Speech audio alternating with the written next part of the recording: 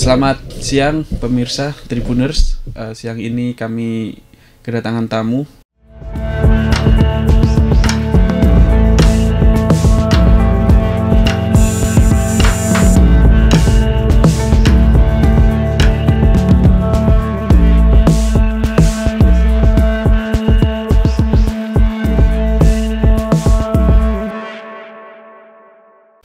Ya, ini Gunawan yang akrab disapa Abah Gun, dan beliau sudah ada di depan saya. Abah Gun mungkin bisa menyapa Tribuners yang ada. Assalamualaikum warahmatullahi wabarakatuh. Saya Gunawan, biasa dipanggil Abah Gun, asli dari Kondalegi, dan sampai saat ini masih tetap tinggal di Kondalegi, Kabupaten Malang. Okay. Baik, Abah Gun, ini adalah program Mata Lokal Memilih. Jadi program Mata Lokal Memilih ini ya program yang mengangkat soal isu-isu politik ataupun pilkada seperti itu. Nah, Abah Gun ini sekarang mulai dikenal banyak orang, di samping sebagai pengusaha juga sebagai seorang politisi yang belakangan ramai dibicarakan karena kemarin sudah daftar sebagai bakal calon bupati di Kabupaten Malang. Seperti apa Abah Gun ceritanya itu? Ya, sebetulnya saya itu tidak mendaftar, tapi didaftarkan oleh kelompok yang namanya Poros Perjuangan. Itu mereka ingin saya juga ikut kontestasi di Pilkada 2024 ini.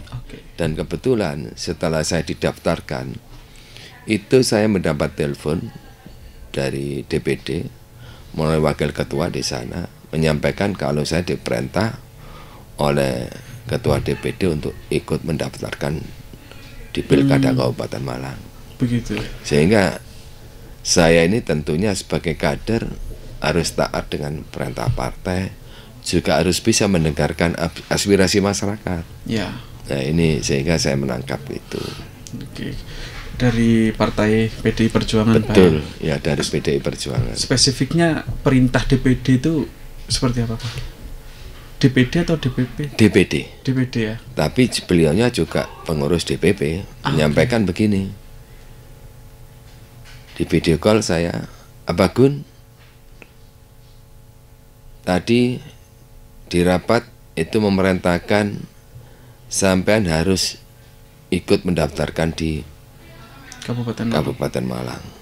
Sehingga saya menyampaikan siap, tapi padahal itu formulir udah dikirim ke rumah sama Poros Perjuangan. Sudah dikirim ke rumah.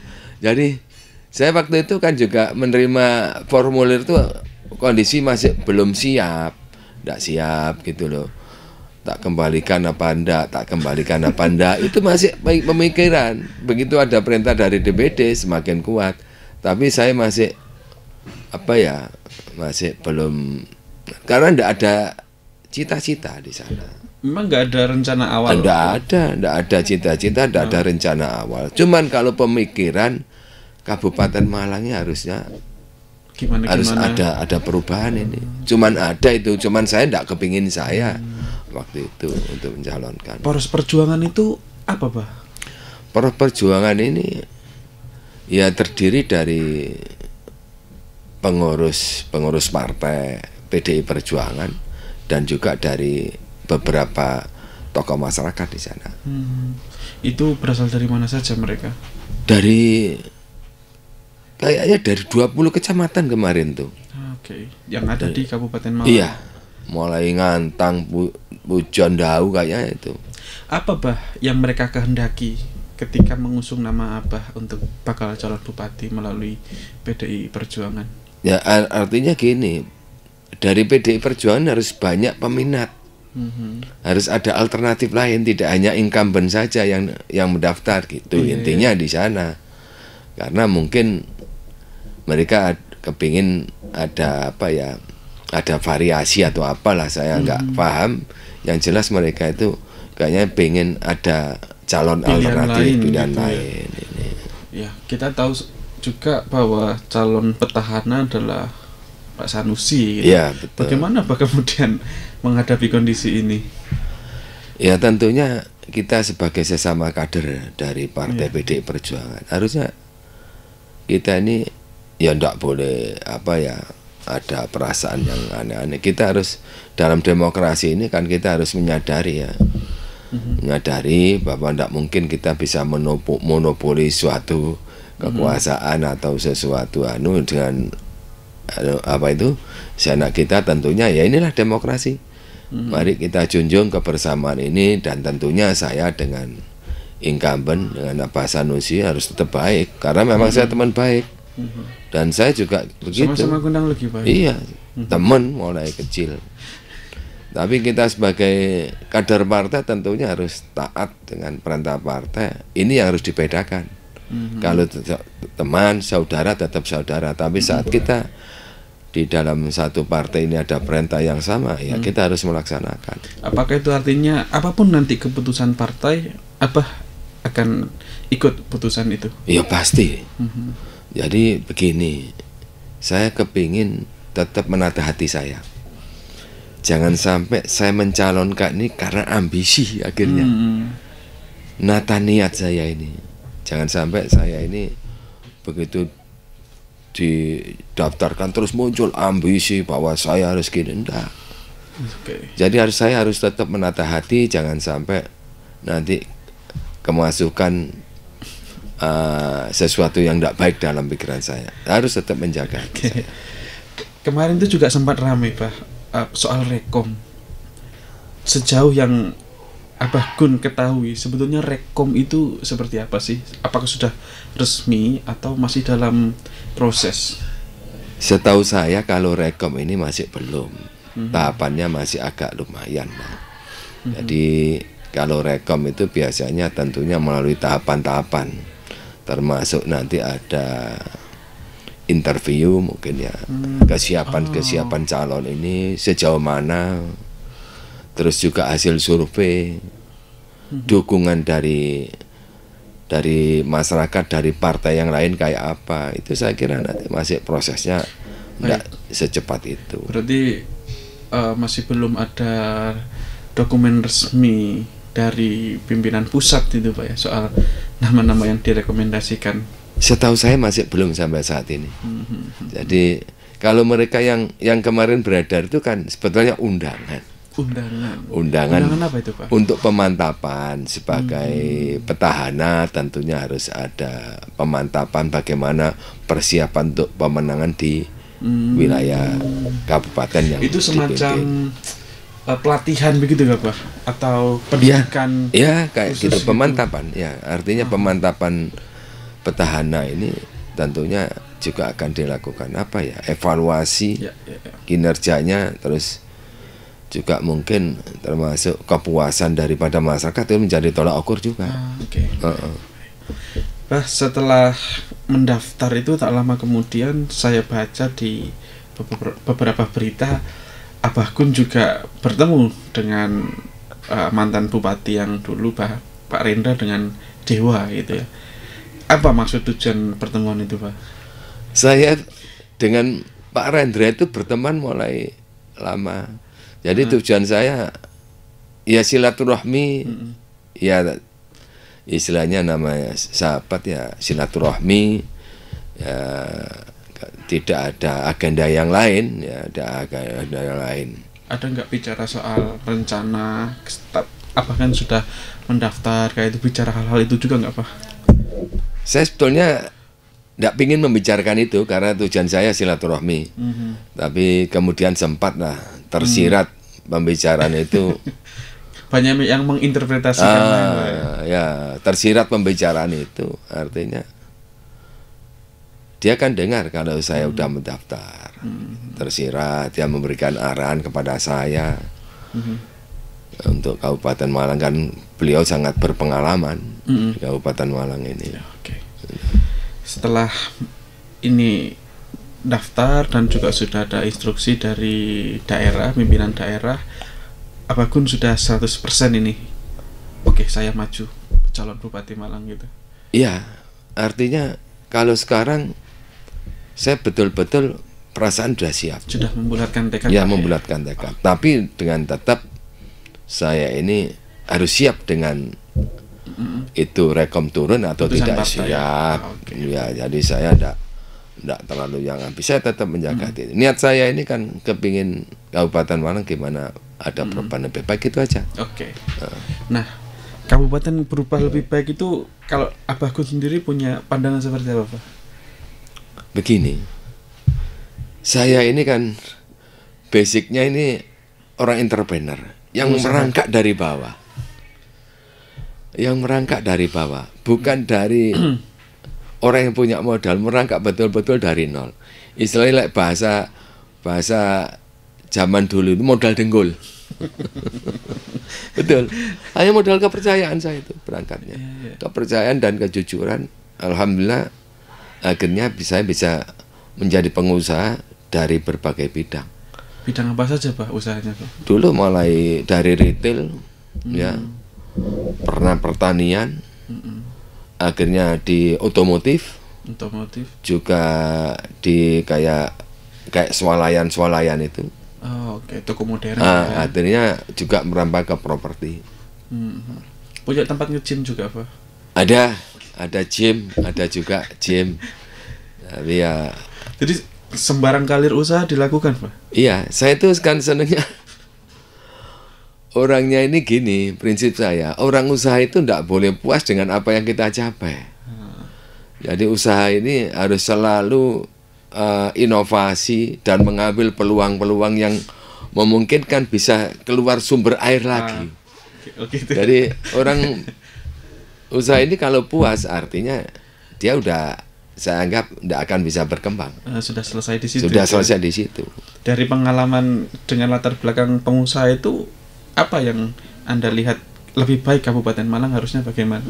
Begini, menurut kacamata saya sebagai orang entrepreneur, Kabupaten Malang ini punya potensi yang sangat luar biasa. Ya.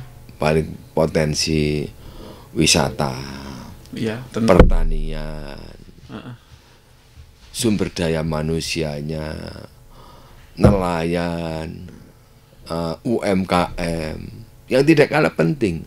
Kabupaten Malang ini termasuk penyumbang PMI, pekerja migran terbesar di Jawa Timur. Oke. Yang dianggap selama ini sebagai pahlawan devisa negara. Tapi pekerja PMI tidak pernah mendapat perhatian, tidak pernah mendapat pengarahan bagaimana mereka bisa memanage, mengembangkan apa yang diperoleh dari luar ini supaya bisa berkembang saat di sini. Untuk kesejahteraannya di kampung halaman, ya. Betul.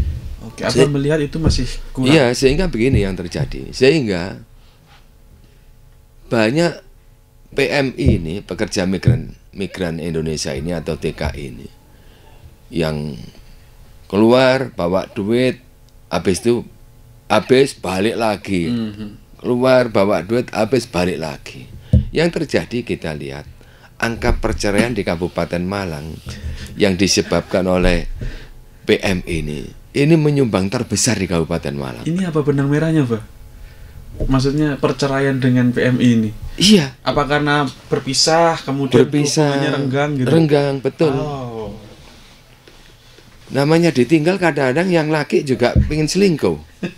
Ini kadang-kadang habis itu dihabiskan kiriman. Tahu-tahu udah yang laki dicerai dari luar sana. Oke. Ini yang terjadi, saya ini miris, dan itu korbannya kan banyak anak-anak mereka. Ya tidak hanya perceraian mungkin, tapi kekerasan juga sering terjadi, Pak, ya. Iya, jadi saya berpikir begini. Saya dulu pernah berpikir begini. Waktu saya mencalonkan, saya itu kan udah melihat ya, ini sebetulnya harus PM ini kalau kita galang menjadi sesuatu kekuatan yang besar, kekuatan modal. Gimana caranya? Contohnya begini, saya itu meneliti satu kecamatan di Sumawe. Sumber Manjing Wetan. Betul, Sumber Manjing Wetan. Itu saya melihat potensi Sumawe mulai TKI, wisata, nelayan, pertanian, itu mulai jenis kopi, tebu, dan macam-macam, luar biasa di sana. Ini saya membahas TKI-nya dulu. TKI di Sumawe itu yang ke Hongkong ada sekitar 2000. Oh, banyak sekali. Penyumbang terbesar dari Sumawe itu. Hanya satu kecamatan. Satu kecamatan.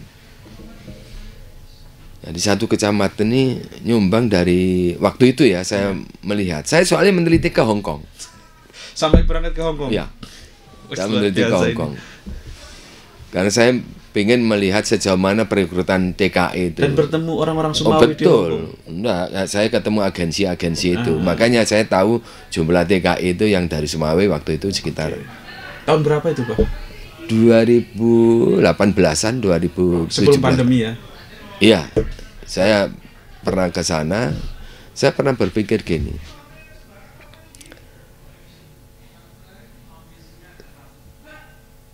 Kodrat manusia ini sebetulnya ditakdirkan sebagai makhluk sosial. Ya.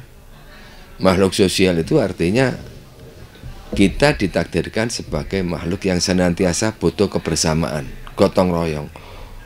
Untuk menyelesaikan sesuatu, untuk maju, untuk membangun suatu wilayah, untuk memakmurkan suatu wilayah, ini kita butuh gotong royong.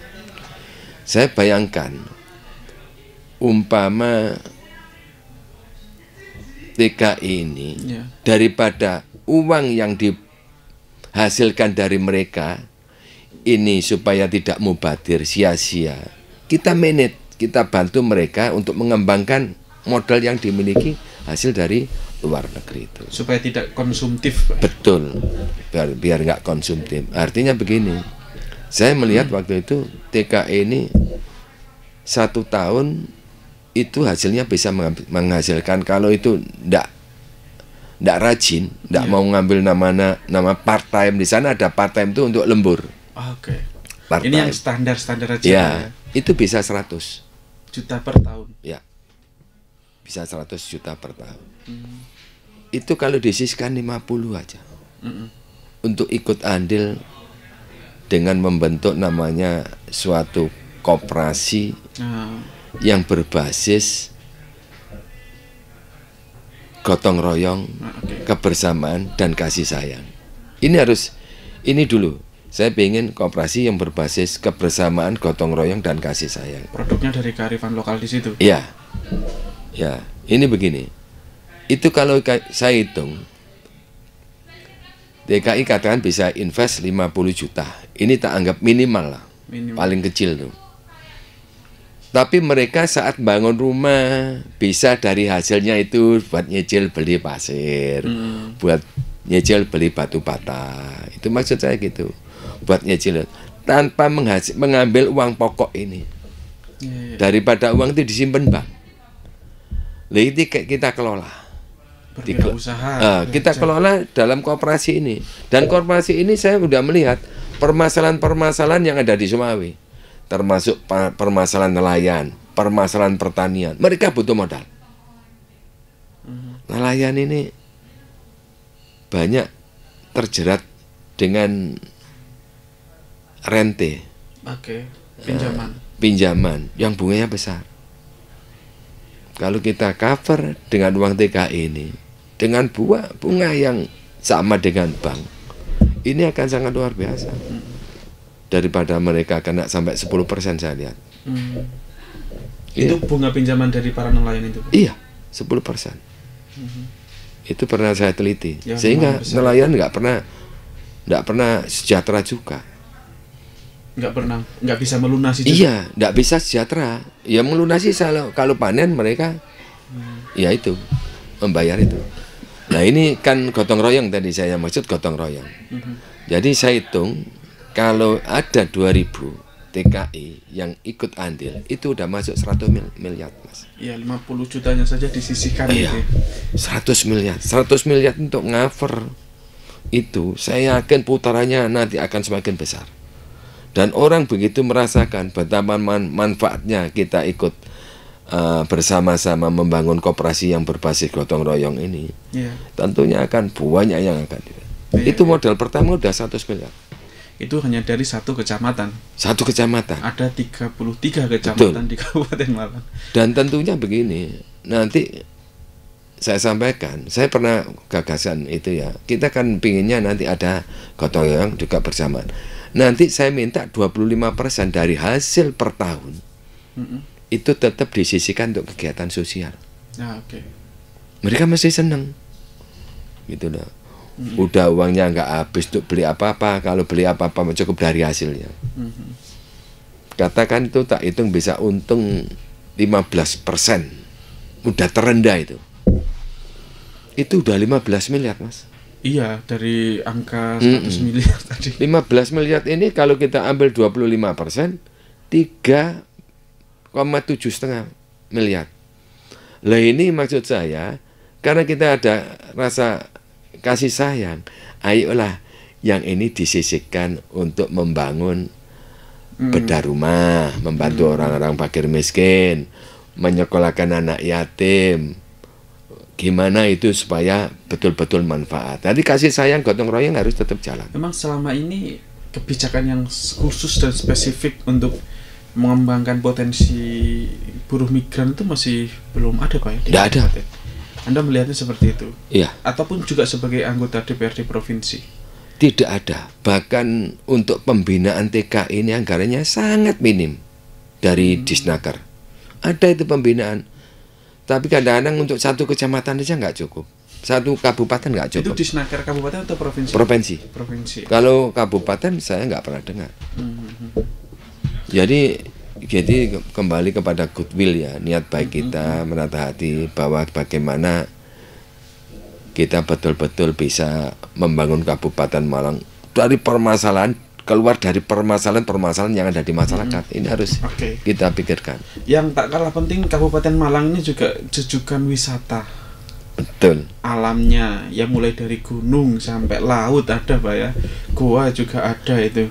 Cuma kalau selama ini kan yang banyak terkonsentrasi di Kabupaten Malang bagian selatan di sana Pak. Iya. Dan di sana sering sekali menghadapi tantangan dan konflik-konflik dengan masyarakat, terutama soal lahan. Dan bagaimana, barangkali sudah punya konsep untuk konservasi alam di sana supaya tidak tergerus oleh kepentingan bisnis wisata, itu ada nggak Pak konsep? Jadi gini, sebetulnya kita tadi saya sampaikan, kita punya potensi alam yang sangat luar biasa. Salah satunya adalah wisata. Cuman selama ini memang butuh jiwa entrepreneur untuk mengembangkan ya dan menggali potensi ini, tentunya dengan prinsip kebersamaan. Agar tidak terjadi konflik, itu harus dengan cara kebersamaan. Jangan kita itu menang-menangan sendiri. Semua bisa kita rundingkan. Selama itu bisa mendongkrak kepentingan bersama, saya kira udahlah. Ada istilahnya, kalau kita mau bersama justru nilai yang kita peroleh akan semakin besar. Tapi kalau kita congkrah itu tukaran atau nggak akan pernah. Ada istilah ojo congkrah ayo nyawiji. Itu saya mendapat istilah kemarin saat saya kunjungan ke wilayah Wakir. Ini yang harus kita lakukan. Kalau yang ini Pak, soal konservasi alamnya Pak, supaya asri, supaya memang alamnya tidak banyak berubah. Kita tahu juga di selatan ini kan juga ada proyek-proyek besar ya, seperti jalan lingkar selatan, kemudian beberapa waktu yang lalu ada rencana pembukaan lahan sawit dan sebagainya. Ada nggak punya konsep konservasi lingkungan? Ya tentunya masalah perlindungan lingkungan juga harus kita pikirkan. Jangan kita ini membangun sesuatu membabi buta tapi merugikan lingkungan. Ini harus kita pertimbangkan. Bagaimanapun konservasi alam ini harus tetap kita jaga, dan lingkungan sehat harus tetap kita jaga. Bagaimana keindahan ini sebetulnya adalah kesehatan untuk kita semua. Kenyamanan ini adalah sehat. Menjaga kesehatan sangat penting. Betul. Dengan tetap menjaga lingkungan. Tentunya kita itu tadi, pokoknya saya berpikir kita harus memberi penyadaran kepada masyarakat. Udahlah, ayo kita, tidak ada kita ini hidup yang menang-menangan. Tapi kalau kita mau bersama-sama, semua akan baik. Itulah ya. Ayo dengan prinsip bersama pasti bisa.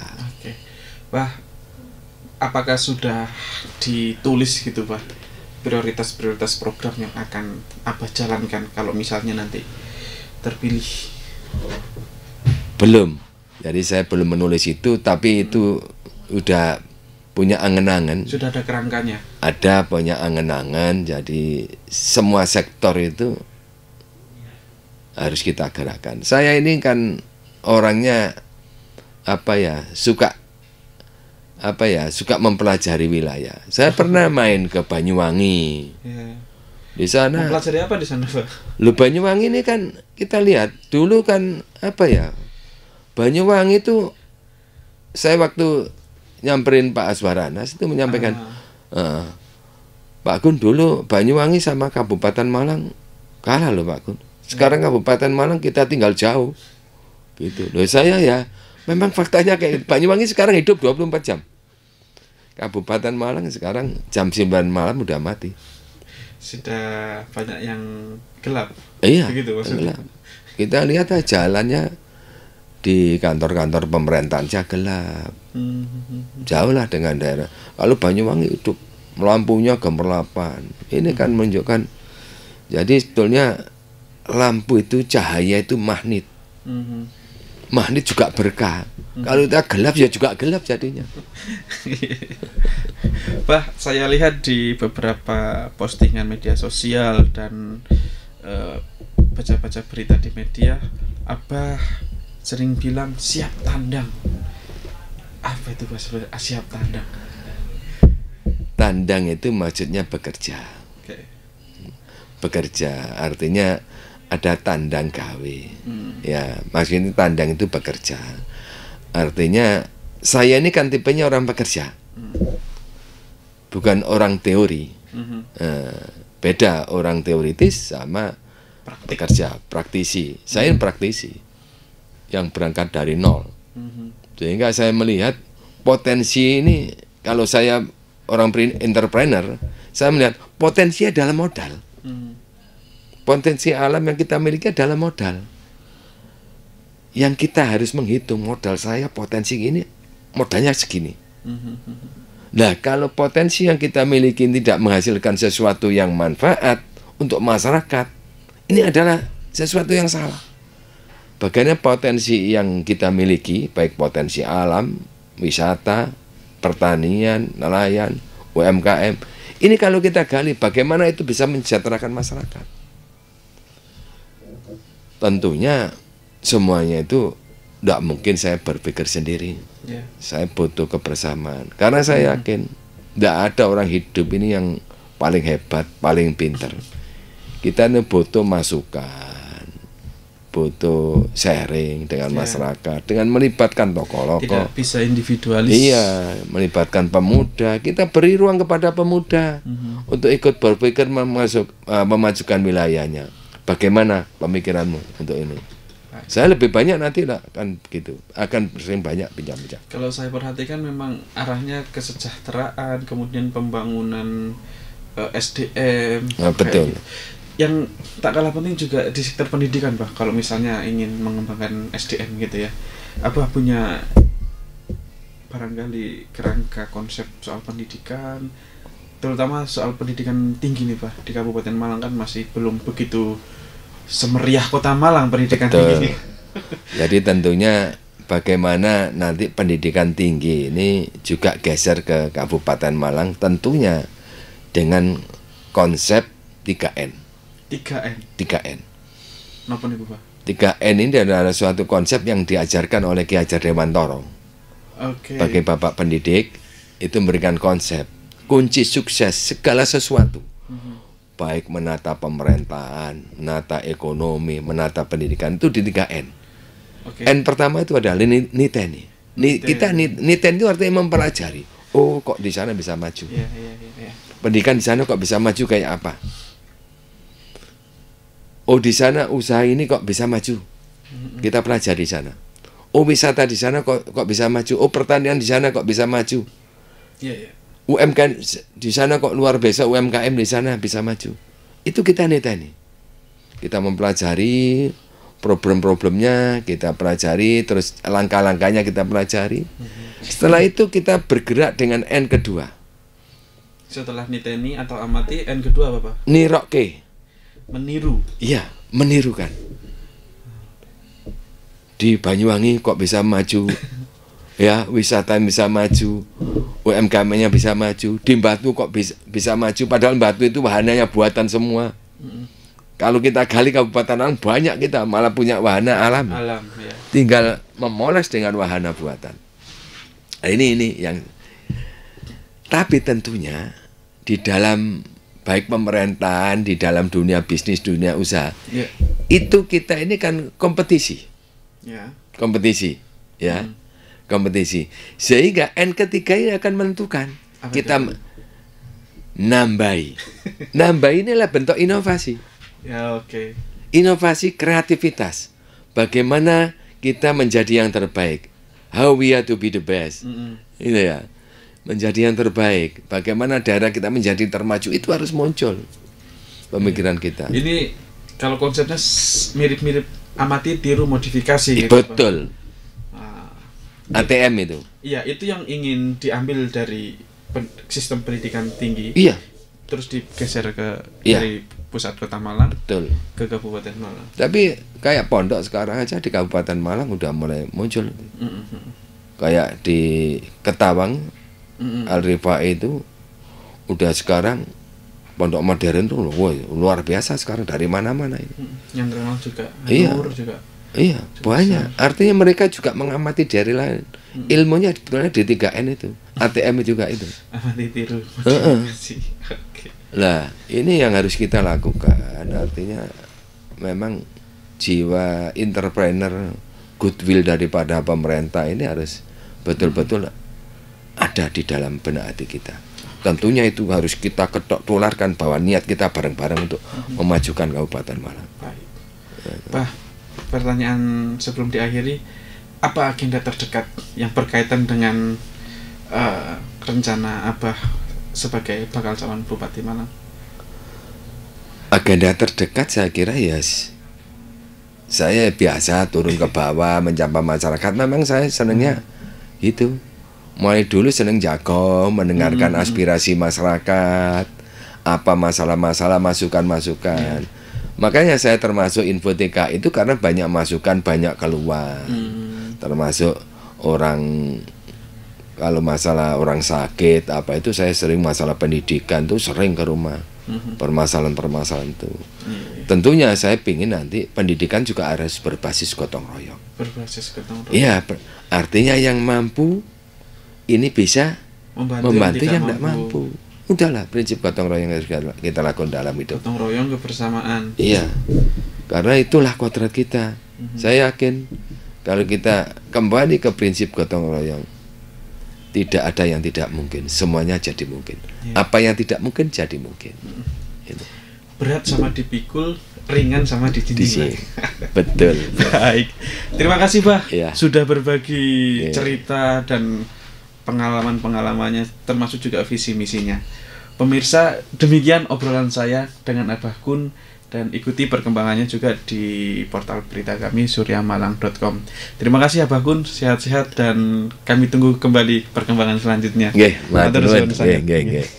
Download Tribun X sekarang, menghadirkan lokal menjadi Indonesia.